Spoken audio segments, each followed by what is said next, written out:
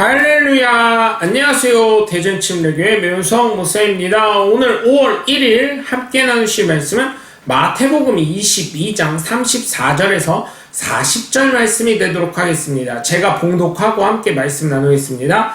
예수께서 사두개인들로 대답할 수 없게 하셨다함을 바리새인들이 듣고 모였는데 그 중에 한 율법사가 예수를 시험하여 묻되 선생님, 율법 중에서 어느 계명이 크니까? 예수께서 이르시되 내 마음을 다하고 목숨을 다하고 뜻을 다하여 주 너의 하나님을 사랑하라 하셨으니 이것이 크고 첫째 되는 계명이요 둘째도 그와 같으니 내 이웃을 내 자신같이 사랑하라 하셨으니 이 두 계명이 온 율법과 선지자의 강령이니라. 아멘.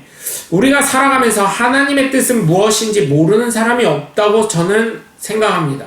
그러나 그 뜻대로 살기 참 어렵습니다. 특별히 전도를 해보면 자기는 다 안다고 합니다. 그리고 예수를 믿으라고 했지 언제 교회에 나가라고 했느냐고 오히려 되묻는 경우도 있습니다. 그러나 정말 중요한 것은 뜻을 하는 것이 아니라 하나님의 사랑을 깨닫고 나 역시 하나님을 얼마나 사랑하는지 나타나는 것이라고 저는 믿습니다.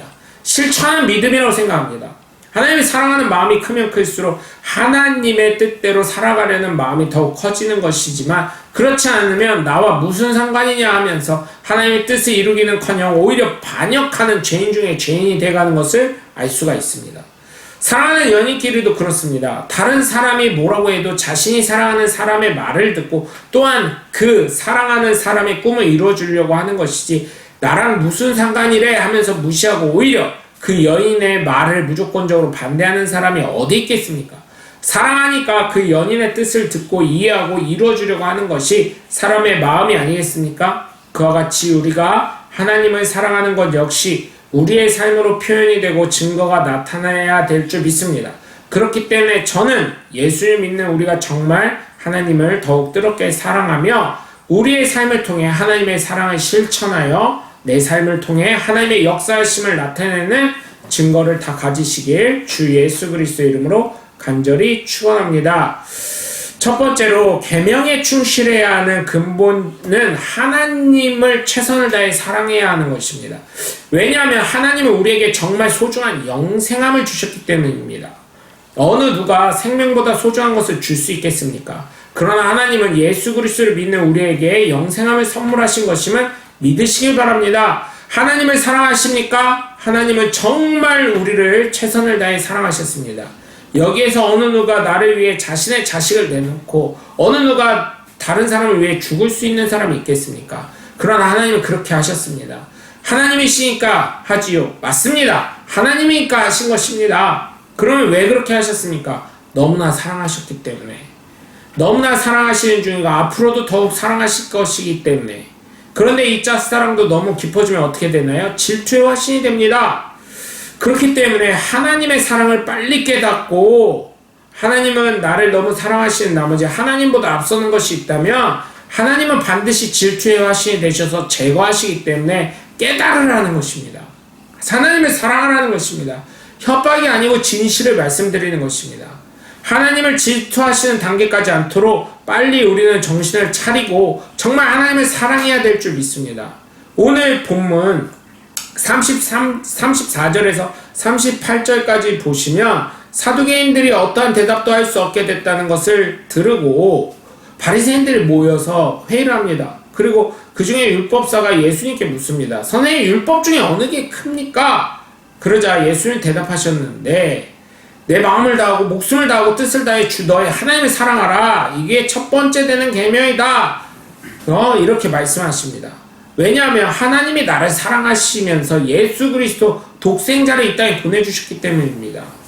요한복음 3장 16절에 있는 말씀이죠. 니고데모가 한밤중에 찾아왔는데 질문하죠. 어떻게 해야 거듭날 수 있습니까? 그러자 예수님은 물과 성령으로 거듭나야 된다고 하십니다. 영생을 얻기 위해서는 그를 믿어야 한다는 것을 이야기하시면서 하나님이 세상을 이처럼 사랑하사 독생자를 주셨으니 이는 그를 믿는 자마다 멸망치 않게 하려 하셨다는 것이에요. 즉 하나님이 보내신 예수 그리스도를 믿는 자마다 영생을 얻게 하시려고 하신다는 것입니다. 저는 이 말씀이 성경을 한마디로 요약하라면 이것으로 요약할 수 있다고 생각합니다. 여기에 모든 것이 다 들어있습니다. 다시금 부탁을 드립니다. 우리의 삶 속에 하나님의 능력과 역사가 나타나고 하나님을 날마다 체험하며 살아가고 싶으십니까? 그렇다면 그 어떤 무엇보다 하나님을 사랑하시는 마음을 가지셔서 우리의 삶을 통해 하나님이 뜻하시고 계획하시는 모든 것들이 다 이루어지도록 하나님을 사랑하시는 하나님의 귀한 자녀들이 다 되시길 주 예수 그리스도 이름으로 간절히 축원합니다. 두 번째, 계명에 충실해야 하는 근본은 나 자신을 정말 사랑해야 하는 것입니다. 하나님 다음에 나를 사랑해야 합니다. 나를 사랑하지 못하면 다른 사람을 어떻게 사랑할 수 있겠습니까? 사랑도 사랑 받아본 사람이 할 수 있다는 명언이 있지 않습니까? 사랑을 받아보지 못한 사람은 사랑할 수 없습니다.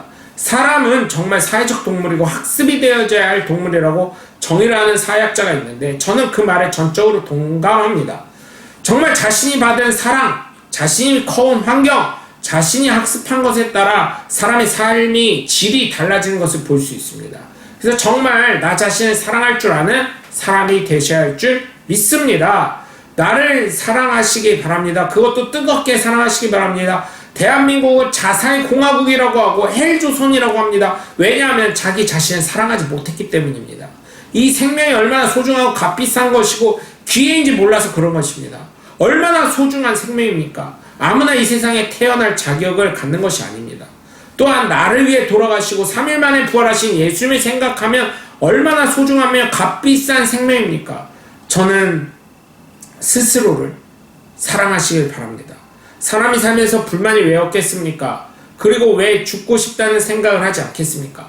그럼에도 불구하고 우리가 계속해서 오늘도 힘을 내고 살아가야 될 이유는 나와 하나님이 함께 하신다는 것입니다. 하나님은 예수 그리스도를 통해 영생함을 허락하셨습니다. 다른 사람은, 부모는, 자녀는, 내 남편은, 내 부인은 나를 사랑하지 않는다고 하더라도 나를 정말 사랑하시는 하나님이 있고 나를 인정하시는 예수님이 계시고 나와 함께 하시는 성령님이 계시기 때문에 나는 반드시 잘 될 것이다. 나는 반드시 예수님의 살아계심의 증거품이다 라는 생각을 가지고 믿음을 가지고 살아가신다면 어찌 아무렇지도 않은 생명이 되겠습니까?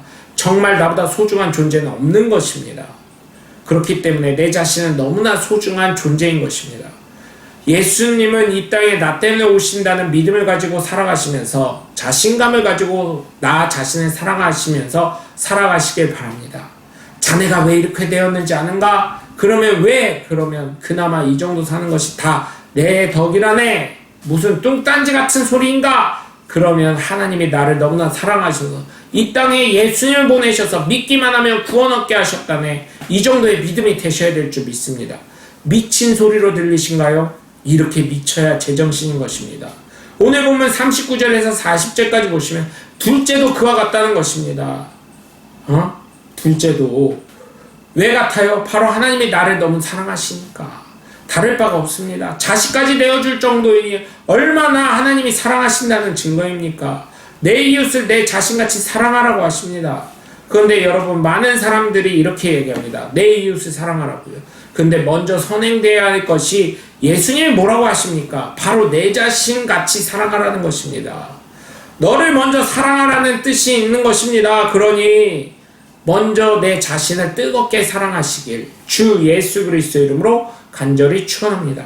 세 번째로 계명에 충실해야 하는 근본은 바로 이웃을 사랑하는 것에 있습니다. 왜냐? 그래야 하나님이 나를 통해 사랑하심이 전달되기 때문입니다. 예수님께서 요한복음 12장 24절에 말씀하신 것, 하늘에 밀알이 떨어져 많은 열매를 죽어야 많은 열매를 맺는다고 하셨습니다. 바로 예수님의 희생의 사랑을 이야기한 거죠. 저는 우리가 이 희생의 사랑을 그냥 받고 끝내는 것이 아니라 우리의 삶을 통해 전하고 나누는 역사가 일어나야 될 줄 믿습니다.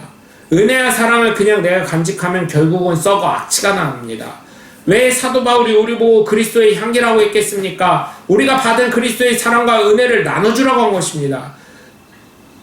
물이 썩으면 고이면 어떻게 됩니까? 뉴스에도 잘 나오니까 다 아시죠? 큰 배가 지나가도 볼을 쌓고 물을 가두기 시작하니까 어떻게 됩니까? 물이 돌지 못하고 빠져나가지 못하고 계속 쌓기만 하고 산소가 적정량 유입되지 않으니까 강들이 썩어가고 악취가 나고 변종한 어류들이 나타나기 시작합니다. 왜냐? 바다로 흘러나가야 되는데 오직 내보내지 않고 가두고만 있기 때문인 것처럼 여러분은 우리가 하나님께 받은 은혜와 사랑을 계속 흘려보내야 될 줄 믿습니다. 목사님 그런 말 하지 마소. 내가 받은 은혜가 뭐가 있고 사랑이 뭔지 모르겠습니다. 내 삶을 보소. 어떤 은혜가 있고 사랑이 있습니까?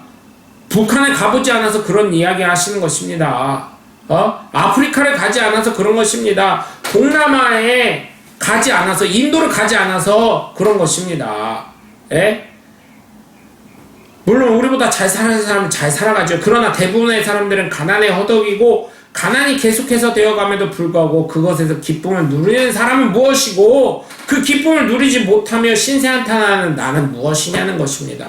그러니 정말 내가 받은 은혜와 사랑을 우리는 나누고 흘려보낼 수 있는 하나의 미랄이 되셔야 될 줄 믿습니다. 예수님이 왜 하나의 썩어지는 미랄이 되셔야만 했습니까? 죽어가는 미랄이 되셔야 했습니까? 바로 그것은 나를 살리기 위한, 바로 예수님은 내가 작은 예수로 살아가도록 모범이 되도록 보여주신 것입니다. 그와 같이 나 역시 어떻게 해야 되겠습니까?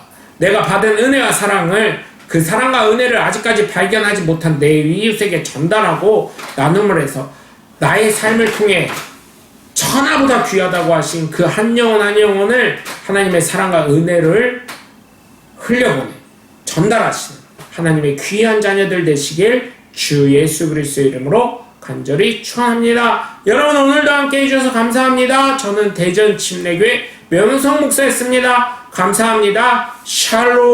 샬롬.